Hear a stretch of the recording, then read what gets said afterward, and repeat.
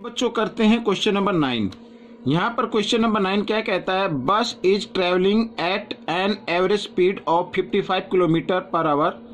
ठीक है, यानी 1 आवर में 55 किलोमीटर जाती है। How much distance would it cover in 12 minutes. तो बताना है 12 मिनट्स में वो कितनी डिस्टेंस को कवर करेगी। बहुत ही ईजी क्वेश्चन है, आइए करना शुरू करते हैं। देखो यहाँ पर आपको एक चीज़ बता देता हूँ सोल्व करने से पहले।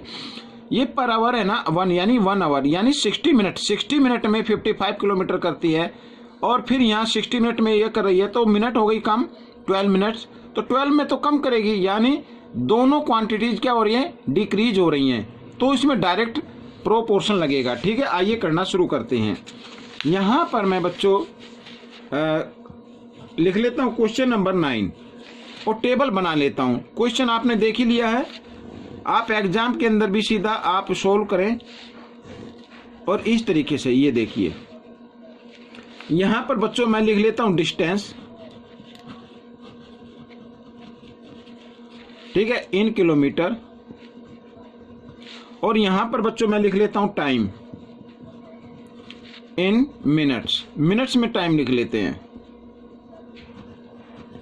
ठीक है, अब डिस्टेंस है बच्चों यहां पर 55 किलोमीटर और 55 किलोमीटर ली 60 मिनट्स में। जो यहाँ पर 1 आवर दिया हुआ ना, तो मैं उसकी क्या कर लेता हूँ, 60 मिनट चेंज कर लेता हूँ इस तरीके से। आप भी कर सकते हैं। आप पूछा है इसमें कि 12 मिनट्स में, तो 12 मिनट्स में कितनी करेगी, मान लीजिए x करती है। ठीक है, तो यहाँ पर मिनट भी कम हो गई तो डिस्टेंस भी कम हो जाएगी। ठीक है, यहाँ पर हम लिख सकते हैं less minutes less distance.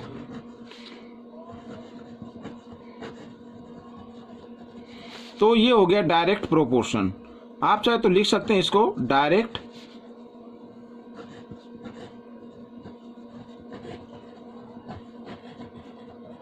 Proportion. ठीक है, यहां पर अब हम इसको सीधा का सीधा लिखेंगे 55/x और 60/12 इस तरीके से।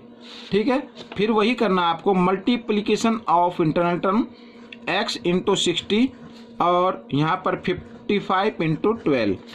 अब x की वैल्यू निकालनी है तो इसे यूँ क्या लिखेंगे और x के साथ 60 मल्टीप्लाई की फॉर्म में इधर आकर ये डिवाइड की फॉर्म में आ जाएगा।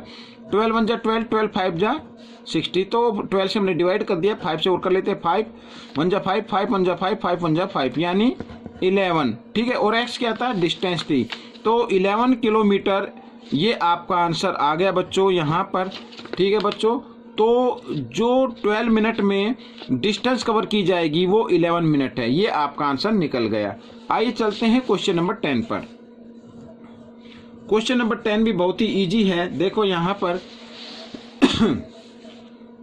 20 women can white wash A building in 26 days. ठीक है, यहाँ पर 20 विमन है और जो एक बिल्डिंग को वाइट वॉश 26 डेज में कर देती हैं। In how many days can 52 women whitewash the same building. अब यहाँ पर पूछा कि अगर 20 विमन की जगह हम 52 विमन ले ली जाए तो उस बिल्डिंग को, उसी सेम बिल्डिंग को कितने दिन में फिनिश होगी। अब देखो यहाँ पर जो इंक्रीज हो गई है, वुमेन इंक्रीज हो गई है, तो जो डेज के नंबर हैं वो क्या हो जाएंगे, डिक्रीज हो जाएंगे। यानी एक क्वांटिटी बढ़ गई, दूसरी क्या हो गई, कम हो गई। ठीक है ना, तो यहाँ पर इस कंडीशन में बच्चों लगता है इनवर्स प्रोपोर्शन। मैं इसकी भी एक टेबल बना लेता हूँ, आप भी बना लीजिए इस तरीके से टेबल और टेबल से ही सॉल्व कीजिए। तो यहाँ पर लिखते हैं नंबर ऑफ वीमन और यहाँ पर लिखते हैं नंबर ऑफ डेज। ठीक है, यहाँ पर जो नंबर ऑफ वीमन है वो है 20 और काम फिनिश होता है 26 डेज में। अब आ गई 52 यहाँ पर, और यहाँ पर लेट कर लेते हैं x डेज में होगा। ठीक है, यहाँ पर मैं लिख देता हूँ लेट 52 वीमन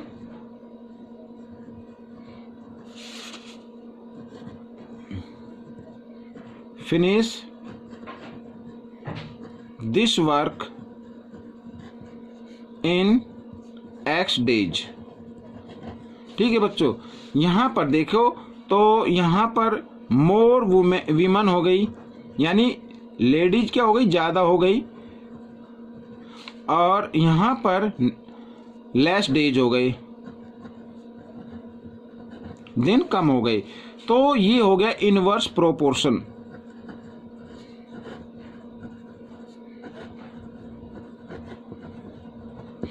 तो नंबर ऑफ वीमेन का जो रेशो है वो सीधा का सीधा आप लिख सकते हैं। आपको इनमें से एक को क्या करना, उल्टा लिखना होता है, ठीक है। तो इसको हम उल्टा लिखेंगे, यानी x रेशो 26। इस तरीके से करने का तरीका वही 52 इंटू एक्स और 26 इंटू 20। एक्स की वैल्यू निकालनी है 26 इंटू 20 और बाई इधर 52। अब 26 1 जा 26, 26 2 जा 52 और 2 से 2 10 जा 20, तो x इक्वल 10। तो यानी यहाँ पर आ गया 10 डेज, 10 डेज, ये आपका आंसर आ गया बच्चों। तो अगर 52 वीमन काम पर लग जाए, वाइट वॉश करने लग जाए, तो उसी बिल्डिंग को 10 डेज में फिनिश कर देंगी। तो बच्चों ये थे 2 क्वेश्चन, आपको कैसे लगे मुझे कमेंट्स में ज़रूर लिखें और इसमें से सीख कर दूसरों को सिखाएं। मिलते हैं अगले पार्ट में, तब तक के लिए धन्यवाद।